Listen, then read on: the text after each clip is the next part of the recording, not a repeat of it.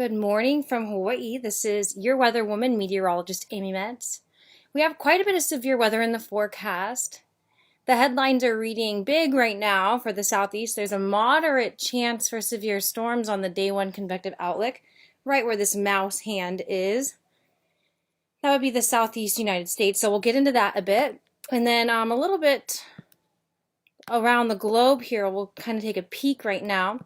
Papua New Guinea has tons of rain, all the way extending over near to Fiji. Fiji's been a little bit more in the dry lately, but to the west of that is where we have two named storms. So one of these may be moving on to land, onto Australia, right around this zone here in the southwestern portion.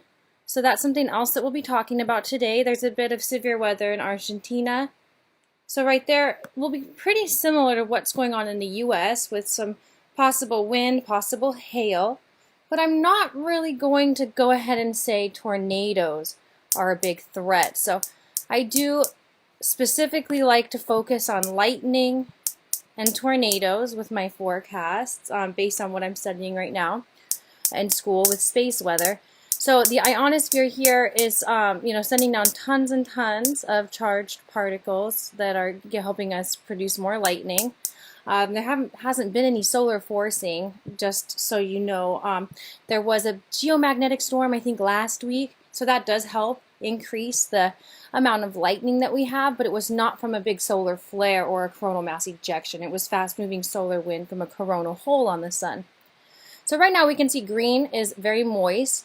So there is a chance for all of this moisture to be heading over and bringing some severe weather to these regions, as well as through Mississippi and Alabama today and also tomorrow. So what's out there right now, we'll first look at any kind of warnings going on. There's severe thunderstorm just north of Birmingham. This is the yellow zone, would be strong thunderstorm. And now the ones where we've been seeing kind of like supercells going on with possible hail are over in Texas, just east of Dallas. So everything here will be moving a little bit northeast, mostly east.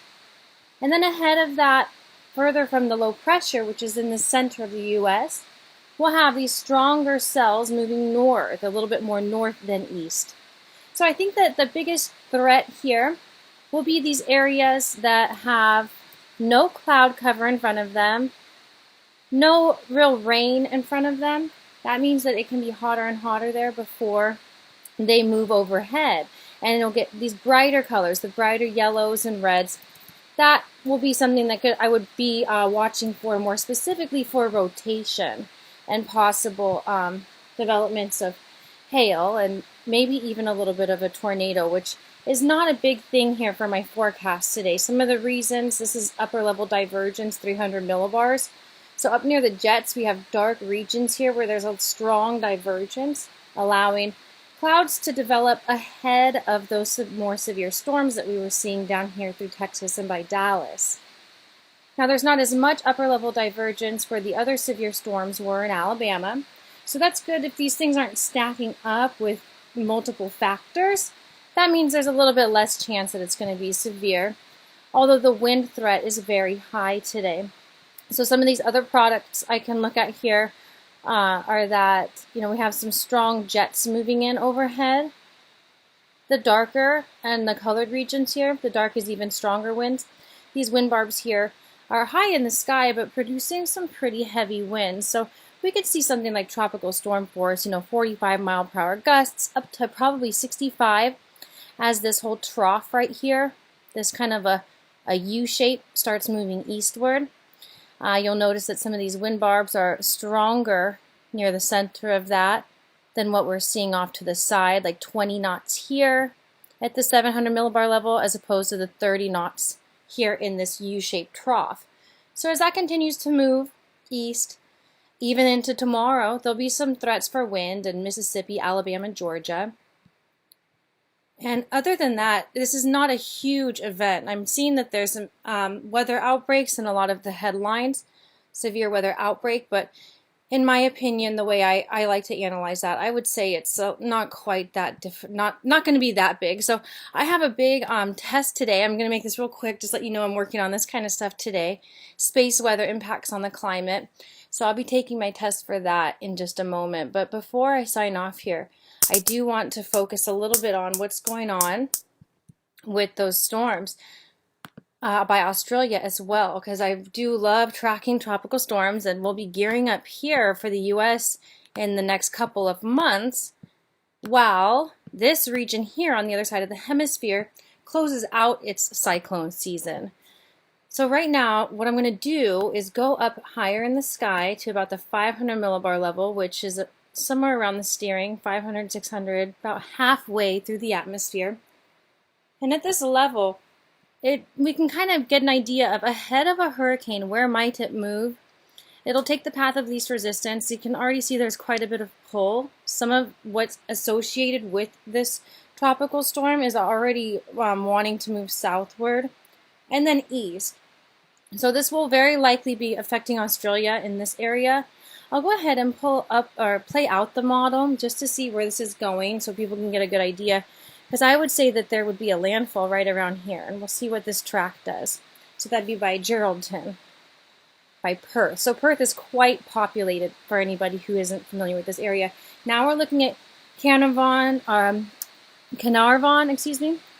with some damaging wind gusts. Now, when you get to whites, that can be up to 100 miles per hour. So it's a little unusual that something would last that strong and that long over land. Topography will play a role, buildings will play a role. So if this goes closer to Perth and starts to interact more with the land masses there and the buildup of infrastructure, then I would say those wind speeds are very unlikely. But if it does actually make a landfall where it's more remote and flat, that could very well stay strong, and then we'll just have to kind of go ahead and see what it looks like about this point here. So by Saturday, all right, in that part of the world, it will be Sunday then, by tomorrow. Then we'll be looking and seeing just exactly what kind of path this is going to take, because that is a little unlikely to me, but definitely some damaging wind gusts with this system as it's crossing over Australia. And as far as the rain shield goes, I'm not sure if I can get that. Nope, doesn't show up here. So I'll go ahead to GOES and get an idea of what kind of rain we'll be getting out of this. So I'll do a full disk on the west, and then band 8 is usually my favorite. Didn't want to do it. Here we go. Let's go to band 8. This is going to be the upper level water vapor, like what we're looking at now on a different part of the world. Shoot, I never used this for Australia and cannot. So I'll try the east. Not really sure if I can catch it in this. I've never tried to use this information for what I'm doing right now. But just trying to get an idea of how much rain there might be over there.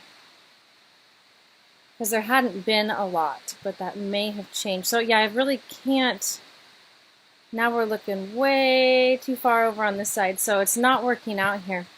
But rainfall, I'll have to go into some other things for that. And also the Australia Weather Bureau, they might have a product here. I just started using this website. I love how they also have information quite a bit about space weather. So details for, this one is Sergia. Let's see what that's for the wrong one. So here, for Sergia, they have a technical bulletin. Let's see what this might say.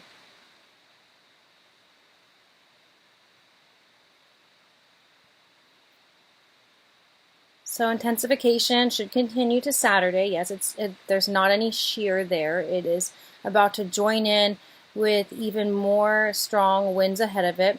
It does say it's in a moist, low to mid-level environment and continuing to warm. So that's pretty typical as why it would intensify. I didn't see much evidence that this would be a huge flutter, so I just wanted to make sure that that was not the case before I signed off here. So the intensification process of Siroja may be complicated or enhanced by the close proximity of the other tropical storms. So we have Odette that is nearby, but Odette is weakening, and It's moving into an area where there's higher shear, so there's more winds at different levels that will kind of tear that apart instead of keeping them organized in a circular fashion. So it doesn't look like this will be a huge rainmaker. It's moving pretty fast too. So I'd watch out for flash floods in that area, but not necessarily ongoing floods like what we saw with Hurricane Harvey or something. So definitely right now what I would do is just checking back here one more time to make sure there wasn't any surprises on that map, and there's not. Everything's pretty much the same. So I'll take a different look at it here, and I wanted to take a look at the dry line because there is not a lot of cloud cover in this area.